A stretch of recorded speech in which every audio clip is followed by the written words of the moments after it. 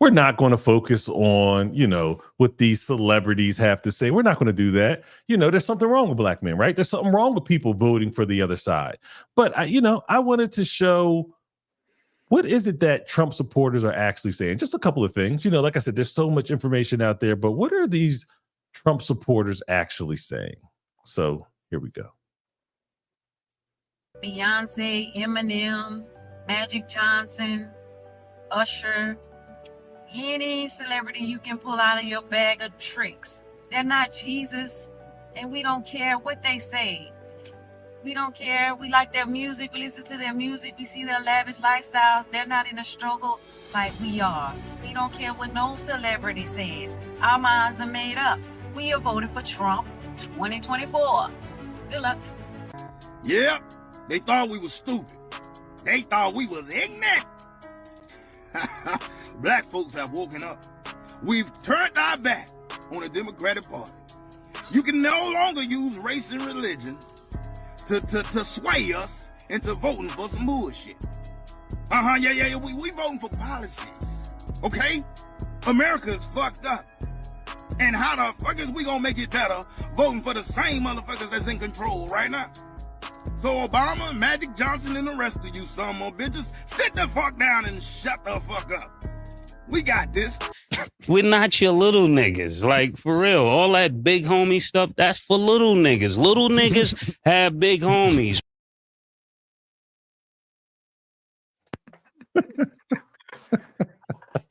Shout out to Mace. I couldn't put it better myself. So shout out to Mace. Well, like I said, a couple of things from Trump supporters. The woman, she was very nice. I liked at the end. She was like, good luck. Like, and then, old boy came in at the end and he was just like, he was a little bit more vulgar with it, but that's how you feel. That's how he feels. Like black folks, Democrats, America as a whole. What have we gotten from Democrats in the past, or Republicans? This isn't specifically a Democrat-Republican issue, but for black people voting for Democrats at such a high level, it does make black people look and say, hey, what have we gotten for all this? And you look back and there isn't much. There isn't much. Barack Obama passed the ACA, and I believe he passed the Marriage Equality Act. What does that really do for either one of us? Nothing.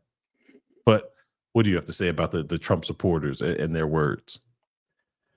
I mean, for the Trump supporters, hey, vote for whoever you want to vote for. Whatever reason you have, go ahead and do it. It's like no judgment against you, just like no judgment against the Kamala supporters. Mm-hmm.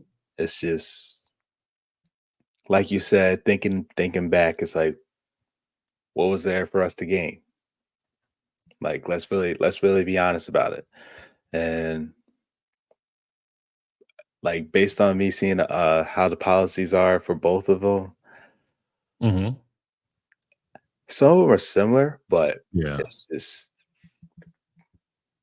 I could see why people would vote for Trump, because based on Kamala, it seems like those taxes are going to be raised. Like, yeah. a lot. Well, I mean, Trump also has on his side the border, and Kamala's disastrous, because she was the border czar, like her disastrous kind of handling of the border, and all these crimes being committed, people being murdered, car accidents, from people who are the migrants or whatever they want to call them, illegal aliens, whatever term they want to use. And Trump, as I said last time, he wants a mass deportation effort, but even with that being his policy, I don't know how he's going to pull it off.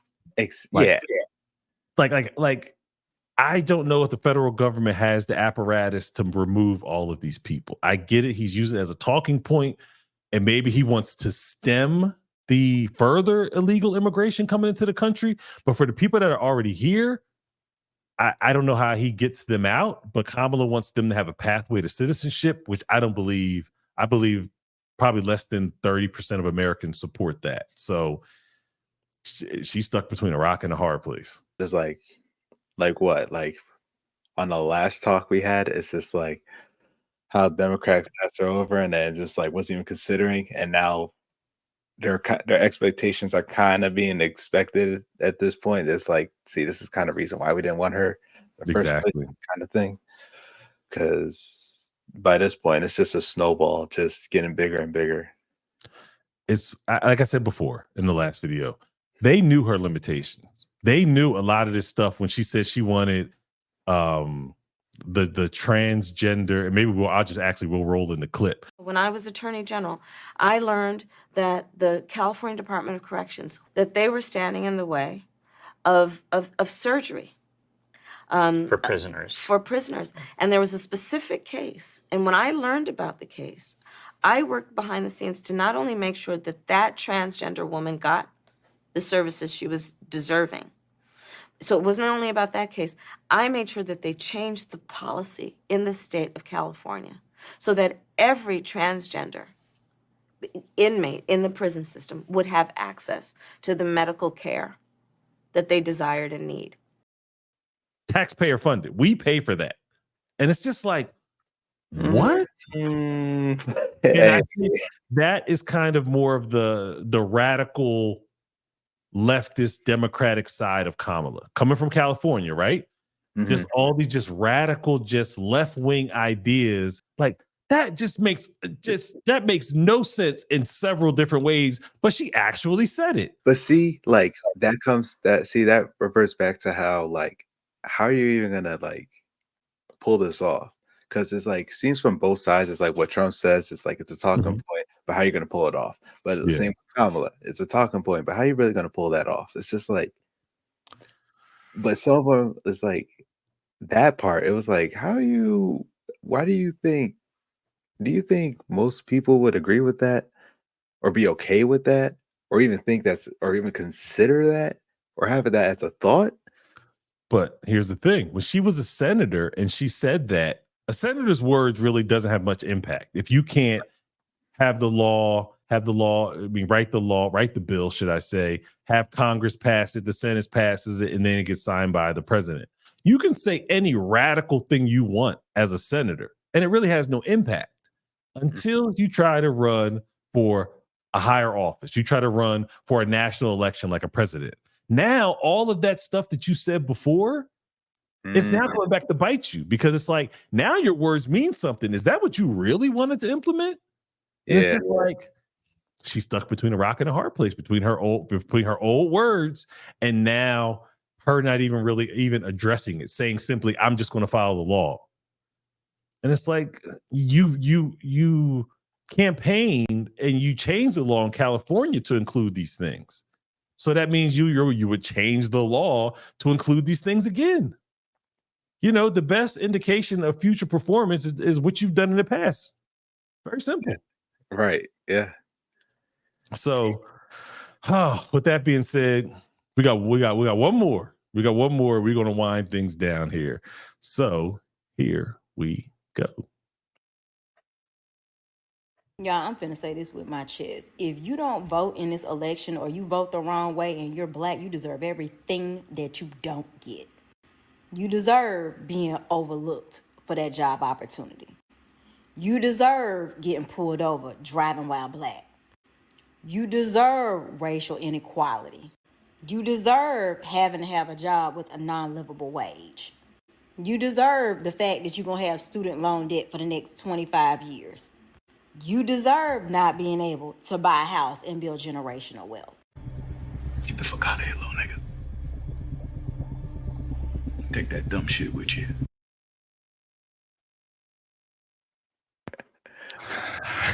Okay, go ahead. Go for it. You got the floor. What do you think? Shout out to Snowfall. Love it. See, this what aggravates me, because it's just like that extreme leftist, left-wing, liberal, all that bullshit. It's just like, it's like, yo, you just take it to the extreme. It's like, shut up. Yeah. All because they don't align, or they agree with your ideas, or they're just not doing what you want everybody else to do or follow you. It's just like, you don't have to take it to the extreme and say all that, because for you to say that and you support Kamala, and she's trying to get our vote, right? She's trying to get us to vote for vote for her or against Trump. It's Mhm. just it's very contradicting because saying we deserve that, Yeah. it's not the best choice of words. Yeah. And true. And here's the thing. It's like, since when has the government supposed to be able to bail you out of all your bad decisions? Like student loans, that's a choice you make, right? That's a choice I make. That would be a choice that you make. Yeah. Like, right? The government is not meant to fix all of your problems. You'll have student loan debt. You're the one who took out the student loans. So the federal government's supposed to do something about that. And I know Biden has wiped away some of it, whatever. I mean, it is what it is. You still get pulled over by the police driving while black. Racial inequality. You're not going to get that job. Isn't all that shit still happening now? And even if it is it super significant to where it's detrimental to everyone else? Like it seems like, and I'm gonna go on a little rant here. It seems like what she seems like is the parent of she has a son, right? And she's trying to scare him into doing what she wants him to do. That's what it seems like to me. You can't parent via fear, right? You just can't tell somebody, "Oh, don't go across the street. You will get hit by a car." No, you can't tell them that. You got to tell them about, hey, watch out for the traffic. It's this, it's that. It's cars coming both ways. Make sure you look both ways before you go across the street. But she just wants people to vote for Kamala out of fear. Like she said, you're going to get exactly what you don't deserve, or something like that. Something weird that she said. Like, the government's not there to bail you out. The government's not there to solve all your problems. It's your life. You make those decisions. I didn't sign the dotted line for you to get a student loan. You did. Now you want the government to take all of it off your back. You want the government to give you down payment assistance so you could buy a house and create generational wealth. How does that make sense? Government gives you money so you can create generational wealth. That doesn't make any sense. How's everyone else buy homes? Maybe if you didn't have all that goddamn student loan debt, maybe you would be able to buy a house. You got a $200,000 student loan debt for a job that pays you $50,000 a year. That math ain't mathing. Math ain't mathing. Hey, man, it is what it is. But again, I don't know where her mindset is, or what fear-based approach she's trying to take. Nobody's trying to hear that. I think Nobody's trying to hear that shit. it could be another version of that shaming tactic. Yes. It's just another way it's just another tactic just to vote for her. Just like Obama with the shaming tactics, Magic Johnson, Spike Lee did it, Pastor Jamal Bryant. Again, I don't know where they feel like this shaming tactic works. But do you really think like they're not getting paid for this? Because there's no way like Democratic parties are going up to them and saying like, "Hey, we want you to say this, this, and that." Just because we want you to, just so they could vote for her. I think if you're already wealthy, now let's say they give the average let's say they give an influencer, right? Let's say, okay, in order to promote Kamala, we're going to give you $10,000 a month. Possibly smaller content creators be like, okay, I'll take that. $10,000 a month doesn't move the needle for Barack Obama. It doesn't move the needle for Spike Lee. Doesn't move the needle for Jamal Brown. It certainly doesn't move the needle for Magic Johnson. Yeah. It is, they now have continued access to power. They can call up Kamala. Hey, Kamala, I need XYZ. Can you show up to my fundraiser? Can you do this? Can you do that? They're doing it so they can have access to power. Because Trump gets in office, guess who ain't going to be at the White House? Pastor Jamal Brown, Spike Lee. They're not going to be at the White House. But if Kamala's in office, they all have a seat at the table. Barack Obama gets to extend his policies by a way he's already done it via Joe Biden. Joe Biden was essentially the third Obama presidency, right? The third term of Obama's presidency. Mm-hmm. And then if Kamala gets elected, she then extends Obama's legacy. So Obama's protecting his legacy, because when Trump got in office, he erased a lot of the things Obama did. Okay. Yeah. Hell yeah. They're playing a dirty game. They're playing a dirty game, and it's not financial. Yeah, about to be even worse at this point. So as we said at the very beginning, Obama's October surprise. Obama dropped this in Kamala campaign's lap, and I believe that I won't say that this is the primary reason she loses the election, but I think this definitely assisted her in potentially losing. You don't want this type of negativity, especially all this angst and media attention that it's caused. Because, like I said, when I was researching this, there were tons of information that I could have used. You know, the MSNBC interviews with the black people, the black men in the barbershop, and they were interviewing like couples, or it seemed like couples. I think they were in Philadelphia interviewing black people, and it was like a younger guy and it was like an older woman, and everybody is kind of just like, nah, man, this ain't it. The Democrats are going in the wrong direction. Kamala, you're in office right now. Yeah, I know what you're talking about. I Yeah. think I know what you're talking about. Yeah. Yes. And it's like, you're in office right now. How can you say you're going to change something when you're in office right now? Do it right now. And I understand the role of the vice president. But if there were things she wanted to get passed and things she could have influenced Joe Biden, be like, hey, this is what I would like to see happen. Now, she's not passing anything. She can't, she can go talk to the senators and the congresspersons and say, hey, this is what I want to move forward. Mm-hmm. And it's be the same thing. She's president, except now she's the one making decisions. She could have leveraged Joe Biden to get some things done that she wanted to get done, but she didn't. She just sat back and has done absolutely nothing for the past 3.5 years. See, but here's the thing with that, though. It's like, yeah, she can do it now, but what else can she talk about if she did it already? Like, what else is there for her to do? Like, because hear me out. It's like, say if she did it now, like did what she was talking about, say if she the whole Roe v. Wade discussion, like say she right. Yeah, say she did that, and then that's like a huge chunk done already. So it's like, it's great that she's practiced what she preaches, great. Mhm. But what else would she talk about? Like, what else is there for her to?